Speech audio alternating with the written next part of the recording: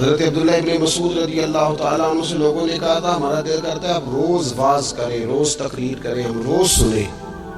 تو آپ فرمانے لگے نہیں، ہفتے میں 3 دن بات کروں گا. اتنی بات کریں گے جو معتدل رہے، جو حد سے زیادہ نہ بڑھے. وہ ہمارے ہاں رواج ہے نا 2.5 گھنٹے کی تقریر کا، 3 گھنٹے کی تقریر کا، 4 گھنٹے کی تقریر کا. تو ہم سے لوگ کئی دفعہ کہتے ہیں ایسی تو بیکار سمجھنے لگے تو تھی ختم کر دیتی. تو میں نے کہا آپ شروع لیٹ ہوئے نا، ہم اللہ کے فضل سے پہلی بات سے شروع ہو گئے تھے. ہم نے وہ آدھا گھنٹہ تمہید پہ نہیں نہ لگایا. تجاوز نہ کریں چیزوں سے، اعتدال میں رہیں. دیکھیے اسلام ہمیں یہ کہتا ہے کہ تم کھانا کھاؤ، کلو وشربو، کھاؤ بھی پیو بھی، تمام جائز چیزیں کھانے کی اجازت ہے. لیکن نبی پاک علیہ السلام نے فرمایا کمر سیدھی رکھنے کے لیے کھاؤ. اور جب تمہارا بڑا جی چاہے نا پیٹ بھر کے کھانے کو، تو کریم فرمانے لگے پھر بھی 3 حصے کرو کھانے کے. ایک حصے میں ہوا ہو، ایک میں پانی ہو، اور ایک میں خوراک ہو. پھر بھی پیٹ بھر کے نہ کھاؤ. بلکہ اللہ کے رسول صلی اللہ تعالیٰ علیہ وسلم فرمانے لگے کسی نے اتنا برا برتن بھرا ہی نہیں جتنا کسی نے اپنے پیٹ کو بھرا. سب سے برا برتن تم نے بھرا. زیادہ کھائیں گے خواہشات زیادہ پیدا ہوگی، زیادہ کھائیں گے نیند زیادہ آئے گی، زیادہ کھائیں گے غفلت زیادہ طاری ہوگی. لیکن کچھ لوگوں کا مقصد زندگی کھانا ہے. صبح کی پلاننگ الگ ہے، دوپہر کی الگ ہے، شام کی الگ ہے. آپ حیران رہیں گے کہ آپ اس ملک میں رہتے ہیں جس میں سب سے بہترین بزنس ہوٹل چلانے کا بزنس ہے. کھانے پینے کا کام کرو، یہ بھی بنا لو، یہ بھی بنا لو، اچھا بھلا کھا پی کے اس کے بعد فاسٹ فوڈ کا آرڈر دے دیا جاتا ہے. اور کھانے کے بعد کتنی ساری چیزیں. اب تو یہ میں کچھ عرصے سے دیکھ رہا ہوں اچھا بھلا کھانا کھاتے ہیں، اس کے بعد چائے کے ساتھ بسکٹ آ جاتے ہیں. میرا ایک غریب گھر سے تعلق ہے. ہم تو اس وقت چائے کے ساتھ بسکٹ کھاتے تھے، رس کھاتے تھے جب روٹی کوئی نہیں ہوتی تھی یا روٹی کھانے کا پروگرام نہیں ہوتا تھا، کوئی پرہیز چلتی تھی. لیکن اب وہ لوازمات چائے کے ساتھ. اب تو لوگ چائے کا، اب جی آپ کا کھانا نہیں پکانا، چائے پکانی ہے، چلو ٹھیک ہے چائے پک گئی. اب وہ چائے پک رہی ہے، اس کے ساتھ جناب بھنا ہوا گوشت پڑا ہے، اس کے ساتھ پیزا آ گیا ہے، اس کے ساتھ فلانی چیز آ گئی. یہ کیا ہے جو جی. اچھا پھر وہ خواہش بھی ہوتی ہے بعض میزبانوں کی کہ اب یہ تعریف بھی کریں. وہ سارا کچھ رکھ کے تو ساتھ یہ بھی کہہ رہے ہوتے ہیں تو سمجھو کہ روٹی ڈاک چھڑی سی، لہذا پھر ہم نے نا یہ سارا کچھ کیا ہے. یعنی وہ کہہ رہے ہوتے ہیں کہ مہمان اب یہ گئے کہ وہ آپ نے تو بڑا تکلف کر دیا ہے، اس کی کیا ضرورت تھی. تو کئی مہمان میری طرح کے بڑے پکے ہوتے ہیں، جو روز کے مہمان ہوتے ہیں نا بڑے پکے ہوتے ہیں، وہ تعریف شریف کوئی نہیں کرتے. وہ صاف ہی بات کرتے ہیں کہ تسی ایک شے رکھ دیتے تھی بھی چاچ نال کھا لیں گے. اب تو یہ چکھنے چکھانے کا ہی ماحول ہے. کوئی ایک رکھتے کہ ہماری مرضی کی رکھتے کہ ہم پوچھ لیتے کہ اس ٹائم روٹی کھانی ہے تو چلو ہم کھاتے. یہ لوازمات ہیں، یہ تکلفات ہیں.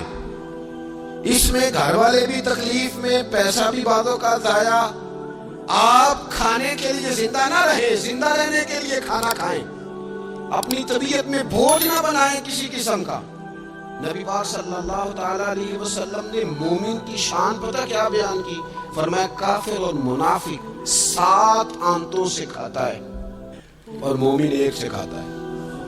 اتنا فرق ہے کافر منافق کے کھانے میں اور مسلمان کے کھانے میں. 6 گنا کم روٹی کھاتا ہے مسلمان، 6 گنا کم.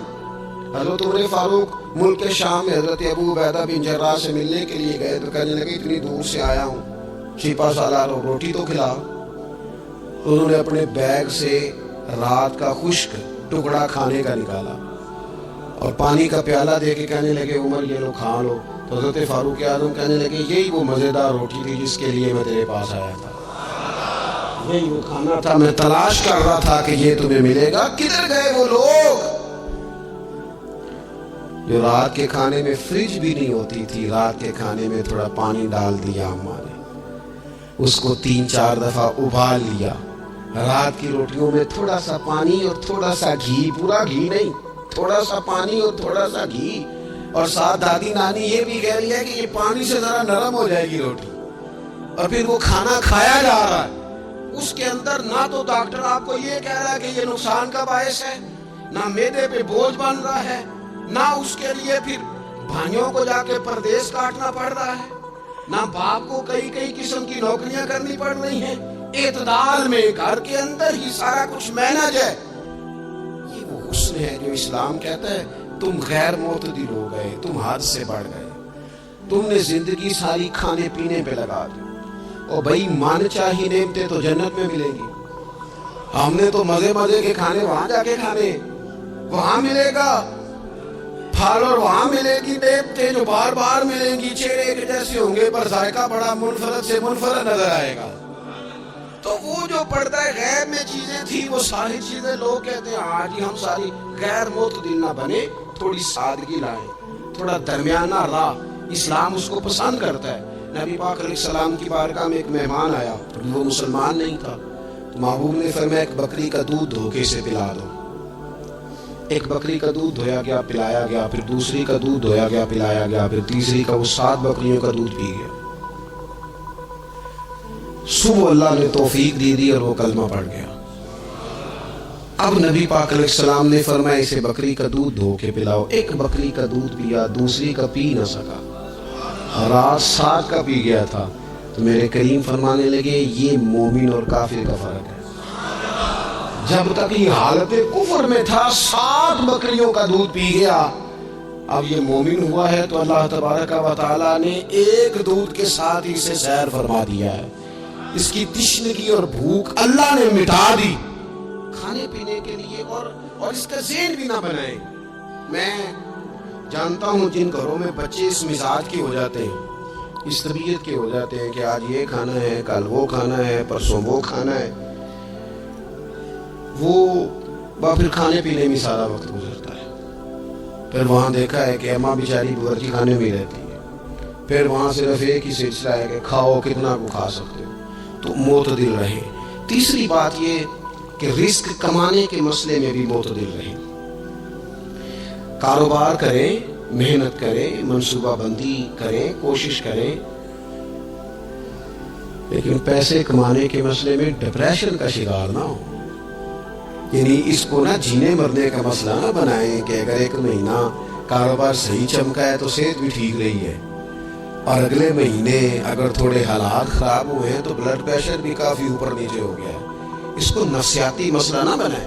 पहले भी कई दफा कह चुका हूँ, फिर कहता हूँ, 2-4-5 दोस्तों से प्यार है तो 2-4 दफा उन्हीं दिनों में ना, साल के बाद आके, मुझे कुछ दिन आते हैं ना कारोबार, उन्हीं दिनों में आके उन्होंने मुझसे कहा, दूर से आए, कहा जनाब हम कारोबारी बंदे, हालात ठीक नहीं, कोई दुआ बताएं।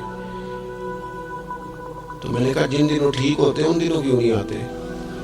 क्या आजकल हालात बड़े अच्छे हैं, कोई शुक्र का तरीका बताएं, क्यों नहीं आते? क्या फलसफा हमने इख्तियार कर लिया है? रिस्क का वादा अल्लाह का है, उसको कमाने में और पैसे कमाने में मेहनत करने का हुक्म दिया गया है। नबी पाक अलैहिस्सलाम ने फरमाया जद्दोजहद करो, निकलो, अल्लाह पे भरोसा करके निकलो, जिस तरह वो परिंदों को रोजी देता तुम्हें भी देगा, लेकिन उसमें नफसियाती मसला ना बनाया जाए, नफसियाती ना बनाया जाए। हुज़ूर अलैहिस्सलाम ने ना एक जुमले के अंदर इस मजमून को इतने हसीन अंदाज में समेटा है ना कि मुसलमान, ये इब्ने माजा में मौजूद है, मुसलमान अगर इन 2 जुमलों को कभी समझ जाए ना तो सुकून आ जाए जिंदगी में, इत्मीनान नसीब हो जाए, तयक्कुन की दौलत मिले। हुजूर फरमाने लगे रिस्क कमाने के मामले में मोतदिल रहना, कोई बंदा उतनी देर तक मरेगा नहीं जब तक उसके हिस्से का रिस्क उसे मिल ना जाए। उतनी देर तक बंदा दुनिया से नहीं जाएगा, तेरा हिस्सा तेरे तक पहुंचेगा। कभी भी बेआबरू हो के रिस्क कमाने के चक्कर में ना पड़े, कभी भी ज़ेल पे सवार ना कर लें कि मेरा काम नहीं चल रहा, कभी भी इस तरह की तबीयत ना बनाए। और मैं थोड़ी देर पहले अर्ज कर रहा था कि एक बुजुर्ग ने ना 2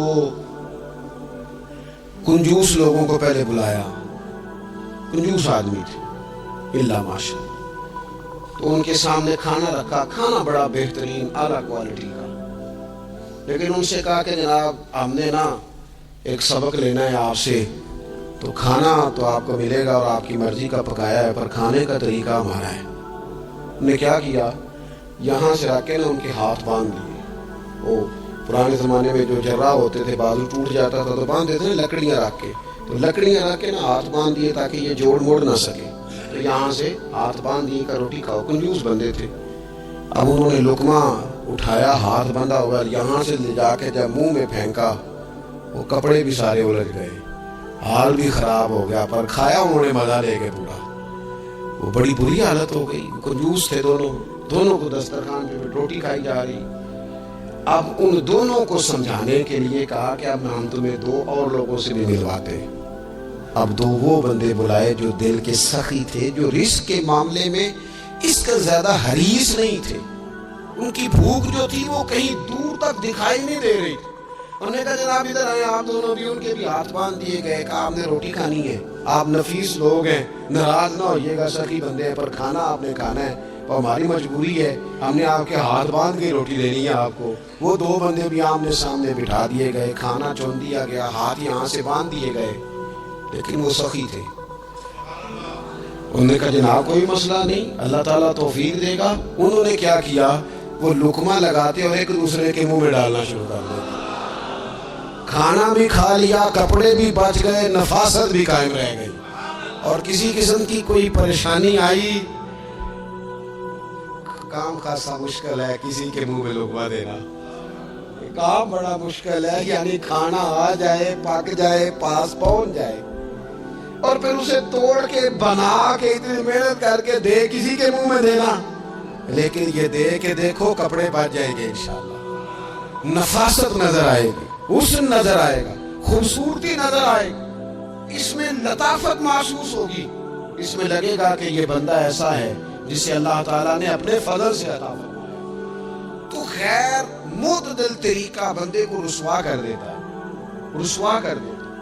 وہ مال کمانے تو نکلتا ہے لیکن وہ کمزور ہو جاتا ہے، اس کا مزاج اور طرح کا ہو جاتا ہے۔ میں نے دیکھا ہے وہ جناب ساری دنیا چھٹی پہ ہے، لیکن اس نے کہا چلو آج میں دکان کھول لیتا ہوں، گاہ کہیں بھی نہیں آئے گا تو چلو سارے آج مجھے مل جائیں گے۔ ایسا نہیں ہوتا، رزق اللہ نے تقسیم فرمایا ہے، اور جس کا ہے وہ اس تک پہنچ جاتا ہے۔ تو غیر معتدل طریقہ اور رسوائی والا طریقہ کبھی بھی اختیار۔ اسی طرح کا معاملہ سخاوت میں ہے۔ نبی پاک علیہ الصلوۃ والسلام نے فرمایا کہ جب صبح دن چڑھتا ہے تو فرشتے دعا کرتے ہیں، کہتے ہیں یا اللہ سخی کو زیادہ عطا فرما، اسے زیادہ دے۔ حضور فرماتے ہیں جو سخی ہوتا ہے نا، یہ لوگوں کے بھی قریب ہوتا ہے، اللہ تعالیٰ کے بھی قریب ہوتا ہے، اور جنت کے بھی قریب ہوتا ہے۔ اور یہ جو کنجوس ہوتا ہے یہ لوگوں سے بھی دور ہوتا ہے، اللہ تعالیٰ سے بھی دور ہو جاتا ہے، جنت سے بھی دور ہو جاتا ہے۔ سخاوت بڑی اعلیٰ چیز ہے، لیکن اس میں بھی معتدل رہنے کا کہا گیا۔ معتدل، کچھ لوگ ایسے ہیں جو سخی نہیں ہوتے، یہ میں کوشش کروں گا تشریح آپ کے ذہن کے مطابق کر لوں۔ سخی مزاجن سخی، لیکن اگر کبھی چڑ جائے نا، وہ جتنے مرضی پیسے لے لو ان سے، مزاج میں سخاوت نہیں، لیکن اگر طبیعت ہے اس طرح کی کہ اگر ان کا ذہن آ گیا نا، کبھی کہیں کسی نے تعریف کر دی ہے، پوری خوشامد اس نے کر لی ہے، تو پھر تو جناب ساری یہ بھی آپ خالی کرا دیں۔ یہ مزاج کی سخاوت نہیں ہے، یہ تو آپ کی طبیعت کا وہ ابال ہے کہ اگر کسی بندے کو پتہ چل گیا ہے کہ کس طرح کر کے آپ قابو آتے ہیں تو پھر وہ روز استعمال کرے گا، اور یہ ہوتا ہے، یہ ماحول ہوتا ہے۔ میں چونکہ مذہبی ماحول سے تعلق رکھتا ہوں، میں نے خود یہ دیکھا ہے کہ کوئی شخص اگر اس نے زیادہ بڑا منہ کھول کے لوگوں سے مانگنا شروع کر لیا ہے تو پھر تو جناب بڑی بات ہے، مہنگا آدمی۔ اور اگر کوئی اپنی وفاداری قائم رکھتا ہے، خوشامد نہیں کر سکتا، اس کی طبیعت نہیں ہے کہ وہ 20-50 لوگوں کی خوشامد کرے، 10 کو حاجی صاحب کہے، 20 کو عاشق رسول کہے، اور 30-35 کو کہے جناب بڑی بات ہے، ہم نے تو بڑا دیکھا ہے، آپ تو بڑے بہترین لوگ ہیں۔ تو پھر جناب وہ اگر یہ کام اسے کرنا آتا ہے تو پھر اس کا مطلب ہے اسے دہاڑی بھی اچھی لگانی آتی ہے، پھر اس کی آواز کا بھی زیادہ سریلا ہونا ضروری نہیں۔ پھر اللہ تعالیٰ معاف فرمائے، پھر بس ٹھیک ہے، اب میں کیا اس پر تبصرہ کروں، پھر تو ہم دیکھ رہے ہوتے ہیں جس کو وہ عاشق رسول کہہ رہے ہوتے ہیں نا۔ اور ایسی خطرناک، میرے سامنے ایک نعت خیق صاحب سے کہنے لگا، نعت حضور کی پڑھی جا رہی ہے۔ کبھی شعراء ایک کام کرتے تھے، وہ کہتے تھے شعر تیری نظر ہے، وہ غزل کا شعر ہے یا کوئی ایسا شعر ہے، لیکن ایک شعر ہے نعت کا، اس میں تو حضور کی تعریف ہے۔ نبی پاک کی تعریف کا شعر کسی بندے کی نظر کیسے ہو سکتا ہے؟ जब उसमें जिक्र ही रसूल पाक का है। तो वो नाथ खान साहब कहने लगे, बंदा सामने बैठा है, थोड़ा बहुत मैं भी उसे जानता ही था, तो उसे कहने लगे, हाजी साहब शेर तुहाड़ी नजर है।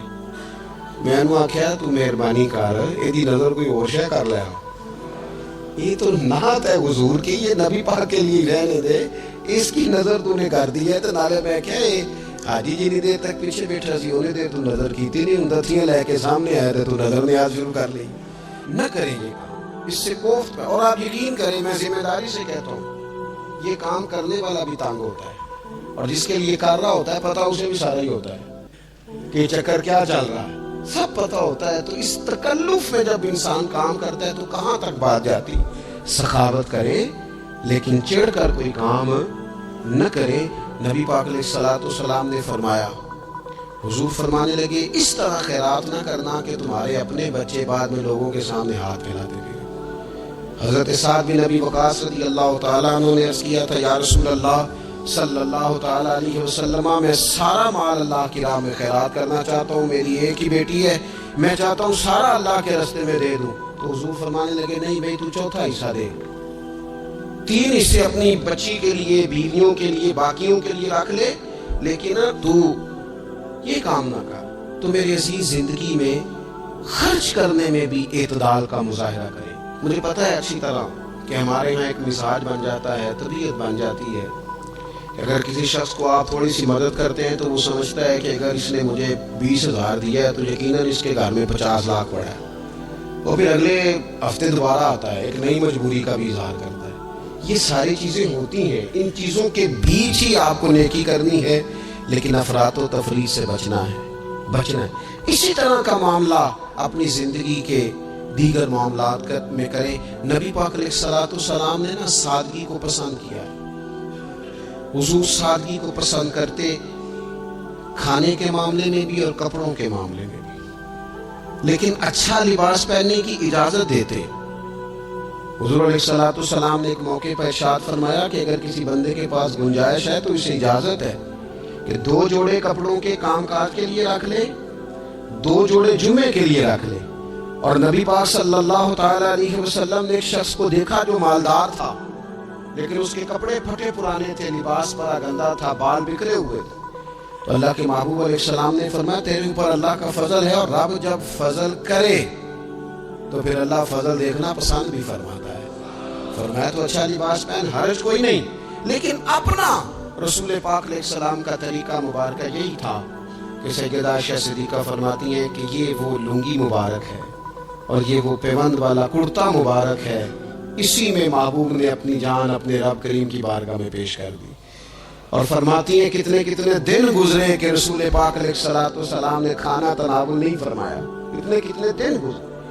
मैं इस सारी बात को अगर समेटूं ना, तो मैं ये नौजवान अगर मेरी बात पर गौर करे तो इस्लाम कहता है हुजूर खुद कंघी भी फरमाते थे, तेल भी लगाते थे, इमामा भी बांधते थे, सुरमा भी पहनते थे, सादा लिबास पहनते थे, लेकिन साफ सुथरा। इस्लाम आराइश की इजाजत देता है, जीनत की इजाजत देता है। आप कंघा करें, तेल लगाएं, खुशबू लगाएं, सुरमा लगाएं, साफ लिबास पहने, कपड़े धुले हुए पहने। हुजूर ने हुक्मन कहा, ताकीदन कहा कि जुमे वाले दिन नहा के मस्जिद में आया करो। इस्लाम आराइश की इजाजत देता है, बस नुमाइश से मना करता है। दिखावा ना करो, नुमाइश ना करो। ये ना कहो कि मैंने इतने लाख का पहनना है, अल्लाह को पता जाए लोगों को। ये ना मिजाज बनाओ कि ओहो ये तो मैंने जनाब पिछले हफ्ते भी पहना था, ये तो मैंने मंगनी वाले दिन भी पहना था, निकाह वाले। ये नुमाइश है, नुमाइश से इस्लाम मना करता है। अल्लाह के प्यारे रसूल सल्लल्लाहु ताला अलैहि वसल्लम ने फरमाया, जिसने दुनिया में शोहरत का लिबास पहना, इस तरह का लिबास पहनना चाहा, इस तरह के कपड़े ज़ेबे तन करना चाहे जिससे महसूस हो कि मैं एक बड़ा आदमी हूँ, मैं मालदार आदमी, जिसने दुनिया के अंदर शोहरत का लिबास पहना, अल्लाह क़यामत के दिन उसे जिल्लत का लिबास पहनाएगा। ये बहुत दिल क्यों नहीं रहा? इसने क्यों हद से तजावुज़ किया? इसको इस तरह नहीं करना चाहिए था। रसूल रहमत सल्लल्लाहु ताला अलैहि वसल्लम ने हमें जिस चीज़ की इजाज़त दी है वो काम हम कर सकते हैं, اور جس سے نبی پاک علیہ الصلوۃ والسلام نے ہمیں روکا ہے اس کام سے ہم نے بچنا ہے۔ ایک اور بات بھی خاص اور بالخصوص نوجوانوں سے کرنی ہے، خاص اس طرح کھانے پینے میں معتدل رہیں، کمائی کرنے میں معتدل رہیں، خرچ کرنے میں اعتدال کا مظاہرہ کریں، لباس میں اعتدال کا مظاہرہ کریں، اسی طرح نا یہ آرام کرنے میں بھی ذرا معتدل رہیں۔ بہت زیادہ آرام کرنے لگ گئی ہے نئی نسل، آپ ضرورت سے زیادہ بھی سو لیں تو تھکاوٹ بڑھ جاتی ہے۔ اگر انسان اتنا ہی آرام کرے نا جتنا اس کی طبیعت کے لیے ضروری ہے تو اس میں طبیعت فریش رہے گی۔ لیکن اگر آپ کہیں، وہ ایک دوست ہیں ہمارے، تو ان کو جب تک کوئی اٹھائے نہ تو اٹھتے نہیں، تو گھر والوں نے ایک دن ارادہ کیا کہ آج صبح نہیں اٹھانا، دیکھتے ہیں کتنے بجے اٹھتا ہے، ماشاءاللہ شادی شدہ ہیں، بچے ہیں، تو کہنے لگے جی پھر اللہ کے فضل سے میں 2 بجے خود ہی اٹھ گیا تھا۔ رات ایک شخص سویا ہے اور اگر 2 بجے سویا تو اب انہوں نے تو یہ بات محبت میں کی، تو پھر میں نے ان سے یہ پوچھا، میں نے کہا یہ بتائیں کہ آپ چلے رات آپ سو گئے، سمجھ لیں آپ سو گئے 2 بجے رات کو، 12 گھنٹے کے بعد اگر آپ اٹھے طبیعت کیسی تھی؟ میں نے کہا فریش نہیں تھی۔ میں نے کہا فریش تبھی ہوتی ہے اگر آپ فجر میں اٹھ کے وضو کر کے نماز پڑھتے، فریش یہ تبھی ہوتی ہے اگر آپ سحری آپ اپنی روٹین کے مطابق اٹھتے اور اپنی ڈیوٹی پہ جاتے، واپس آتے اور تھک کے سوتے۔ بہت زیادہ آرام پسندی، اور جب سے یہ ساتھ موبائل اٹیچ ہوا ہے، ایک کونا مل جائے، ایک تکیہ مل جائے اور موبائل کی بیٹری موجود ہو اور سروسز اس کی ساری ٹھیک ہو، پھر ہمیں آواز کوئی نہ دے۔ اس سے کیا ہوتا ہے؟ وجود بالکل سست ہو جاتا ہے۔ آپ کو اللہ تعالیٰ نے جو قدرتی صلاحیتیں دی ہیں، آپ جو کچھ کر سکتے ہیں اپنے گھر کے لیے، وطن کے لیے، ماں باپ، وہ آپ نہیں کر پائیں گے۔ زنگ آلود ہو جائے گا وجود، ہر وقت کی تھکاوٹ، ہر وقت کا مزاج کے اندر سستی کا جانا، اعتدال سے نہ نکلے۔ نیند 7-8 گھنٹے بہت کافی ہے، اور وہ بھی میں آپ کو ایک ذاتی بات بتاتا ہوں، اگر اللہ چاہے نا بندے کی نیند پوری ہو تو کئی دفعہ صرف 20 منٹ آنکھ لگ جائے تو بندہ فریش ہو جاتا ہے، اور اگر منظور نہ ہو مالک کریم کو تو پھر ٹھیک ہے، لوگ لیٹے ہوئے۔ اللہ کے پیارے رسول صلی اللہ تعالیٰ علیہ وسلم نا بہت زیادہ آرام طلبی کو پسند نہیں کرتے، مسلسل جدوجہد۔ گھر آئے، کچھ دیر آرام کیا، نماز شروع کر لی، حضور تہجد میں اٹھ گئے، پھر حضور فجر میں اٹھ گئے، دوپہر میں تھوڑا سا آرام فرماتے تاکہ رات کو بیدار رہنا آسان ہو، لیکن بہت آرام پسندی۔ ہمارے حضرت صاحب فرمایا کرتے تھے زمین کے اوپر کام، نیچے جا کے آرام۔ وہ کسی نے کہا تھا جاگنا ہے جاگ لے افلاک کے سائے تلے، پھر تو حشر تک سوتا رہے گا خاک کے سائے تلے۔ سونا ہی ہے نا، مرنے سے لے کر قیامت تک سونا ہے نا، تو اب تو جاگنے کا وقت ہے۔ نبی پاک صلی اللہ تعالیٰ علیہ وسلم نے حضرت معاذ ابن جبل رضی اللہ تعالیٰ عنہ کو یمن کا گورنر بنا کے بھیجا تو نصیحت فرمائی۔ حضور علیہ الصلوۃ والسلام نے فرمایا تھا تمہیں گورنر بنا کے بھیج رہا ہوں، عیش کوشی سے بچنا۔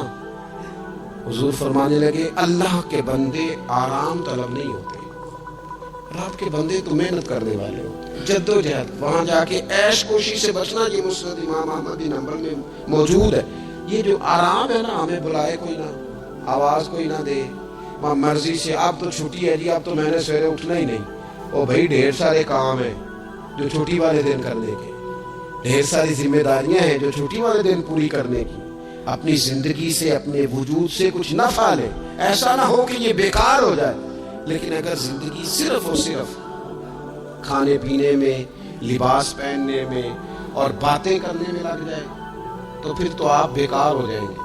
پھر تو محسوس ہوگا کہ جیسے انسان نہ خوابوں کی دنیا میں زندہ ہے، باتوں کے ساتھ اپنے دل کو مطمئن کرتا ہے۔ اس نے اچھا لباس پہن لیا ہے، بس آئینے میں اپنے آپ کو دیکھ کے خوش ہوتا رہتا ہے، طرح طرح کے کھانے منگاتا رہتا ہے، بس زبان کے ذائقے پورا کرتا رہتا ہے۔ امام طبرانی حدیث لائے ہیں، رسول پاک صلی اللہ تعالیٰ علیہ وسلم نے فرمایا میری امت میں ایسے لوگ آئیں گے جو رنگ برنگے کھانے کھائیں گے، انواع و اقسام کے مشروبات استعمال کریں گے، طرح طرح کی زیب و زینت کریں گے، اور منہ پھاڑ پھاڑ کے باتیں کریں گے، منہ کھول کھول کے گفتگو کریں گے۔ حضور نے پتہ کیا فرمایا؟ فرمایا یہ میری امت کے بدترین لوگ ہیں، یہ بدترین لوگ ہیں جن کا مقصود ہی صرف لباس پہننا ہے، مقصود ہی صرف کھانے کھانا ہے، مقصود ہی منہ کھول کھول کے باتیں کرنی۔